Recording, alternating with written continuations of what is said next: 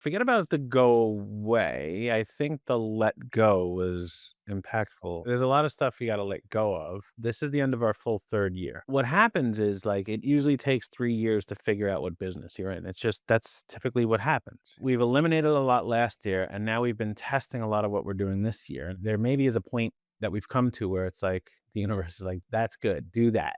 Stay there. Go there." And I think that's what a lot of people can take away from this is maybe there's an opportunity for you to do 2 things. Let go of certain things and be like, possibly next year that this is a new beginning and a new focus. And, there's a book that Tom and I both read, which is Essentialism. And the big takeaway from that is do less, but better. We have really embraced that. And we let go of a major amount of potential we had, things we were working on, people we were working with, paths we were going down, and we really did narrow it down to a few small things. One of them being we are amazing networkers, like amazing. We have amazing conversation, not in your traditional networking sense, but amazing networkers. We really have created a paradigm shift in how to network, not for the world, but for ourselves and our community. They've been incredible. These intimate dinners that we've had, these morning meeting sessions that we've sat down with people also intimate, and then this very unique way of having a open networking where nobody's invited unless you're invited, meaning like you can't go out and buy a ticket. You're not allowed to come unless someone from the group has literally vouched for you and said, "You're awesome. I think you should come to this."